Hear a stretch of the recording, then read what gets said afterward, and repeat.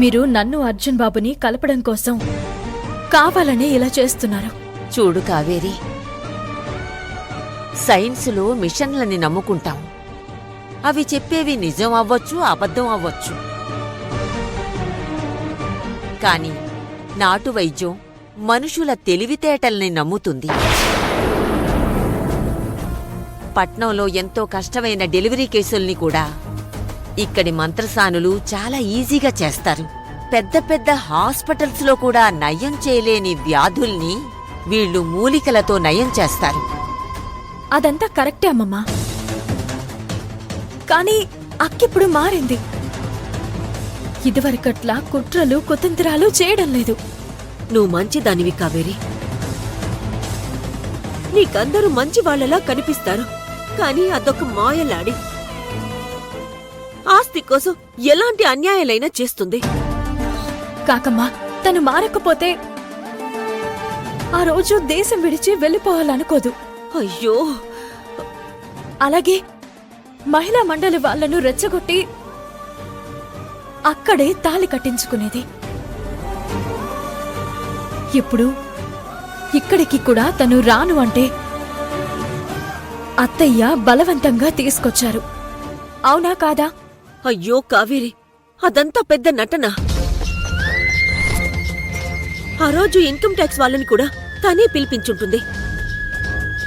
అలాగే మహిళా మండలి వాళ్ల ద్వారా బలవంతంగా తాళి కట్టించుకున్న అర్జున్ బాబు తనతో కాపురం చెయ్యడని యమజకు బాగా తెలుసు.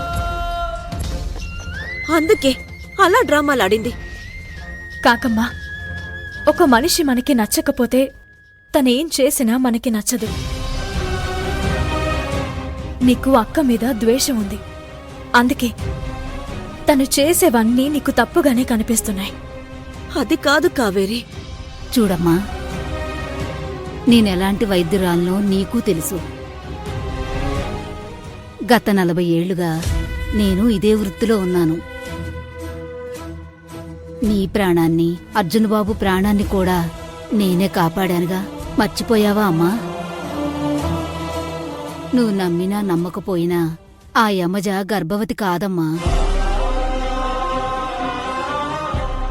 సరే కావేరి, మేం ఎవ్వరం చెప్పినా నువ్వు నమ్మవు. ఏ మనిషి అయితే తను మారానని నీ మనసుకు కళ్లకు గంతలు కట్టిందో ఆ మనిషితోనే నీకు నిజం చెప్పిస్తాను. అప్పుడే నీకా యమజ నిజస్వరూపం తెలుస్తుంది.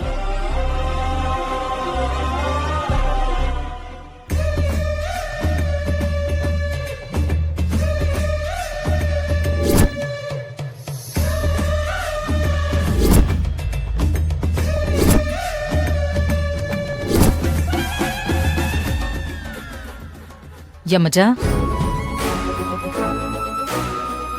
చాలా థ్యాంక్స్ అత్తయ్య.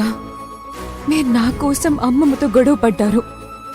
నేను భోగి మంటలు వెలిగించేలా చేశారు. అది నీ కోరిక కదమజా.